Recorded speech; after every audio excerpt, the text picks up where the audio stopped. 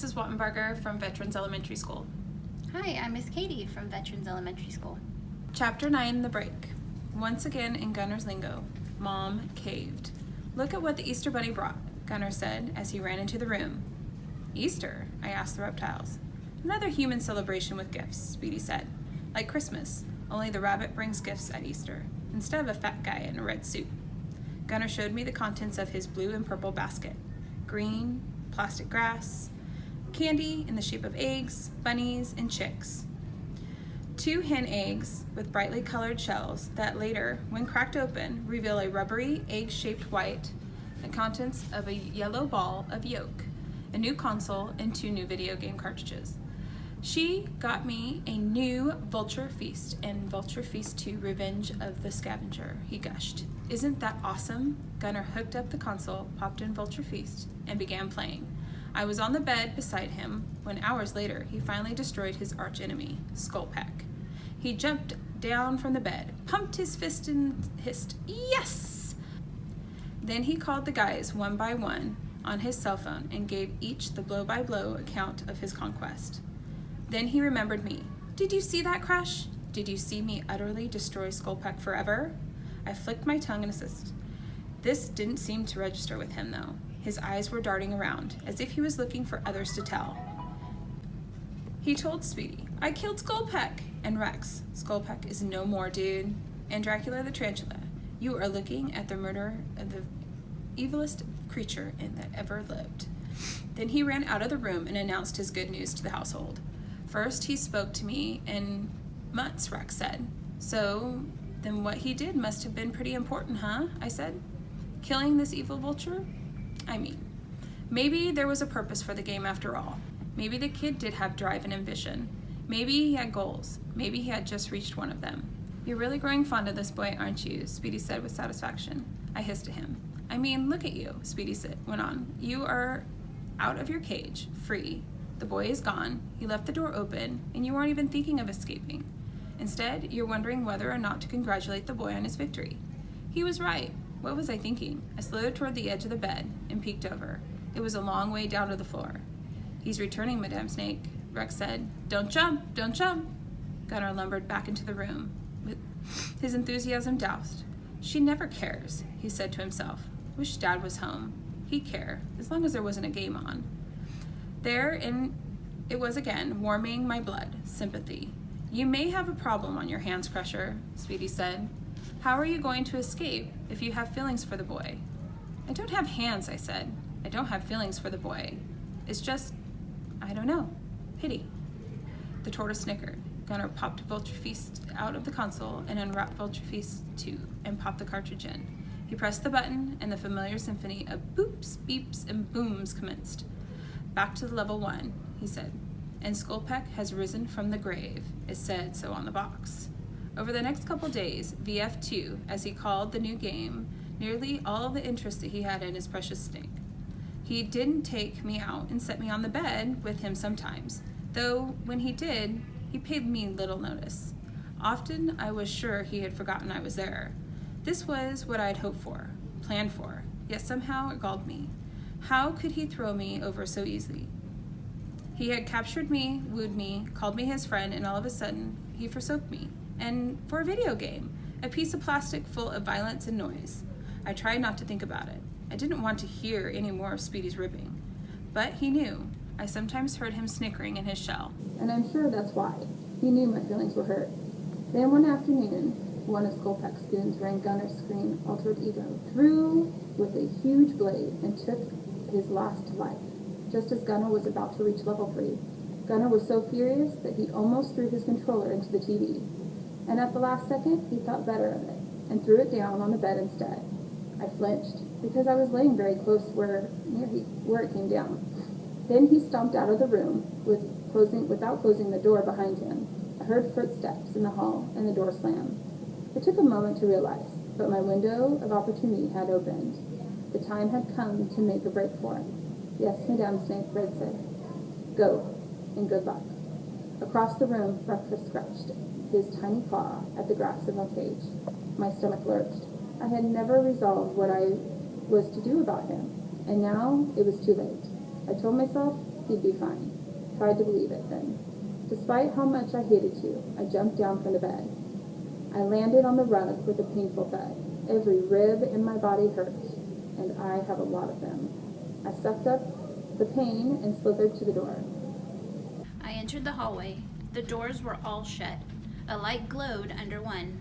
I guess Gunnar was behind it, so I slid under the nearest of the remaining doors into Mom and Dad's room. I was looking for the kitchen, which I recalled had a door to the outside. I slithered back out into the hallway and chose a different door. It led to the living room. Then I felt rapid, heavy footfalls coming my way. I recognized them as Gunnar's and ducked under the couch moments before Gunnar stomped into the room. "Crusher," he hissed. "Are you in here?" I offered no reply. He got down on all fours and began crawling around, peeking under furniture. Just as he got to the couch, new footsteps entered the room. "Lose something?" Mom asked. Gunnar jumped to his feet. My math book. And you think it might be under the couch? I've looked everywhere else. Did you look under your bed?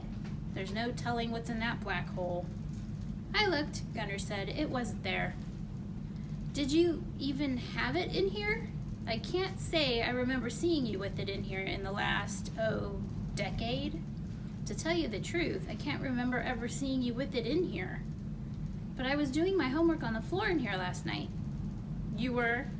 Where were your father and I? On the couch watching TV. Oh, Mom said. Here, I'll help you find it. No, I'll do it. It's my, book. I'll find it. Taking responsibility for our actions, are we? Let me feel your forehead. Ha ha, Gunnar said. Mom walked out of the room. Crusher! Gunnar hissed, his face appearing under the couch. I slithered out the other side and along a wall to another of the room's doors, which I slipped under. It was one of the closets. I hid behind a stack of boxes. The door opened a second later. Gunnar gave a cursory look within, then hurried away. I crawled out and squeezed under yet another door into the laundry room. The dryer was vibrating and making deafening thumping noises. I turned to leave when suddenly the door swung open toward me and in walked Mom holding an armful of clothes. Fortunately, they prevented her from seeing me. After barely evading being trod upon, I hurried back into the hall. I looked back and saw Mom open the non-vibrating box and stuff the clothes in the clothes. Then she looked my way. "Gunnar!" she shrieked. "There's a snake in here!" Gunnar came running. We faced off in the hall. "Catch it!" Mom screeched. "Catch it, catch it, catch it!" She was scared. That could be good or bad, depending on whether she was the runaway screaming type or the grab something and bludgeon type. Gunnar squatted, his hands out, his legs apart. Through and around were my choices. I chose around. As I passed his ankle, he lunged awkwardly at me and his head struck the wall. I felt the satisfying clunk before slithering under the first door I came to. I was scrambling now and entered the kitchen. I wove across the cold floor, through a thicket of wooden legs, and toward yet another door. Light glimmered through a gap under it. Sunlight. To my bitter disappointment, the gap under this door was nearly covered by a metal strip edged in rubber. It was too narrow for me to squeeze through. I flicked my tongue under the door, lapping at the fresh air. Gunnar clomped into the room behind me. I spun around, rose in an S, and hissed a mighty hiss. I had tasted freedom. I was not going back to my cage without a fight. Mom cowered behind him. "Is that your snake or a wild one that got into the house somehow? And you'd better say a wild one or you're in big, big trouble." "It's mine," Gunnar said, wincing. "You're grounded forever," Mom said. I scanned the room for some other way out. There wasn't one. I had to get by the humans. Gunnar squatted, and I predicted a repeat of the scene in the hallway. I was banking on Mom being the runaway screaming type. "Come on, Crusher," Gunnar pleaded. "It's me, your bud." "Hiss," I said. Translation, "Come and get me, bud." When he edged forward, I struck. My fangs sank into his sweaty, fleshy hand. I had wanted to bite him for a long time, yet now that I had gotten the chance, I felt a pang of guilt. I reminded myself the kid had it coming. He fell to the floor, howling in pain. I crawled over him. Mom screamed but did not flee. Instead, she collected a long stick with a mass of straw at the end and swung it high over her head. She was the grab something and bludgeon type. I awoke to breakfast licking my face. Despite the failed escape, the awful throbbing in my head, and the confusing snake-mouse relationship thing, I was happy to see him.